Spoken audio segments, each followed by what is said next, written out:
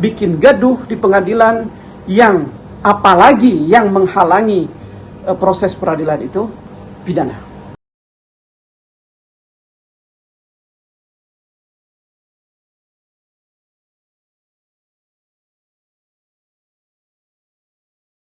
Baik, kita semua melihat kemarin persidangan Rasman Arief Nasution di pengadilan sebagai terdakwa dalam dugaan tindak pidana pencemaran nama baik terhadap Hotman Paris.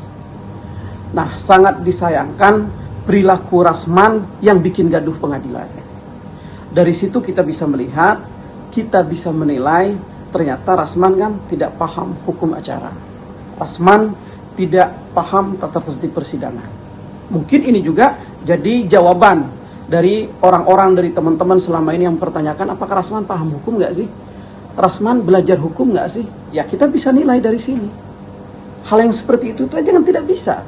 Tidak paham Rasman itu terhadap hukum. Hukum acara maksudnya ya.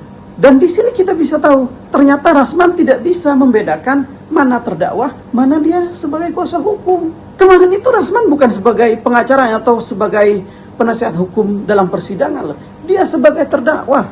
Perannya pun beda antara terdakwa dengan pengacara itu. Perannya beda antara sebagai terdakwa dan sebagai penasihat hukum dalam peradilan itu, dalam pengadilan persidang itu. Itu beda. Dan kegaduhan yang Rasman lakukan di dalam pengadilan itu ada konsekuensi hukum. Pertama, hakim harus menjatuhkan hukuman maksimal yang didakwahkannya. Misalnya undang-undang ITE, perkara undang-undang ITE yang diperiksa di dalam persidangan itu, ya ancamannya misalnya 6 tahun penjara, ya diputus maksimal 6 tahun penjara. Dan hakim seharusnya tahan Rasman. Di dalam pengadilan aja begitu, di dalam persidangan aja kan seperti itu. Kan takutnya di luar bikin onar, bikin gaduh lagi, lebih baik itu kan ditahan. Harusnya hakim menahan itu. Sidang berikutnya kalau bisa hakim wajib tahan Rasman ini terhadap perkara yang diperiksa itu gitu. Belum lagi selain itu membuat gaduh di pengadilan, apalagi menghalang-halangi, sampai menghalangi kegaduhan itu, menghalangi proses peradilan, itu ada pidananya. Itu diatur kok. KUHP yang lama, KUHP yang baru juga diatur. Bikin gaduh di pengadilan yang apalagi yang menghalangi proses peradilan itu pidana. Belum lagi sikap teman-teman pengacara yang lainnya, penasihat hukumnya Rasman di situ, apalagi sampai naik-naik ke kursi segala macam. Dalam kesempatan ini saya menyampaikan kepada Ketua Mahkamah Agung, kepada organisasi-organisasi pengacara, maksudnya organisasi-organisasi pengacara mereka yang menjadi penasihat hukum Rasman itu harus ada teguran, itu harus ada sanksi. Mahkamah Agung benar, kalau perlu ya tidak boleh bersidang dalam selama beberapa tahun misalnya. Semua penasihat hukum Rasman yang ada di pengadilan itu tidak diperbolehkan untuk bersidang di pengadilan seluruh Indonesia.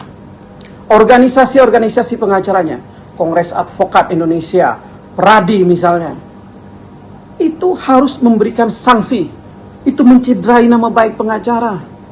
Pengacara itu, penasehat hukum itu adalah profesi hukum yang terhormat. Dan termasuk penegak hukum yang harusnya menjunjung tinggi peradilan, yang harusnya sangat menghormati persidangan. Tapi kan kelakuannya kampungan, seperti premanisme. Makanya organisasi itu, organisasi pengacara yang mereka menjadi kuasa hukumnya Rasman ini harus memberikan sanksi. Dicabut kalau perlu izinnya, dicabut izin prakteknya, keanggotaannya dicabut. Kalau perlu dipecat. Banyak yang akan menjadi pengacara yang lebih baik. Banyak yang mau bergabung di organisasi kepengacaraan ini yang lebih baik dari itu. Itu terkait Rasman di persidangan. Selanjutnya dengan permasalahan Rasman meminta untuk live seperti Jessica Wongso, seperti kasus-kasus Sambo dan lain-lain. Persidangan murni hak prerogatif hakim. Kalau hakim tidak memperbolehkan itu live, tidak memperbolehkan itu disiarkan, maka ya harus mengikuti semuanya. Karena mungkin ada pertimbangan bagus, ada pertimbangan baik. Ya contohnya, kejadiannya enggak di live aja seperti itu. Pengacaranya hura-hurakan kayak premanisme di persidangan kayak begitu kok. Lah, salah satu tujuannya majelis hakim mungkin itu untuk menjaga semuanya. Karena ada yang harus dijaga di dalam persidangan, salah satunya etika-etika persidangan itu yang harus dijaga. Saya rasa hakim sudah benar untuk melarang sidang itu live.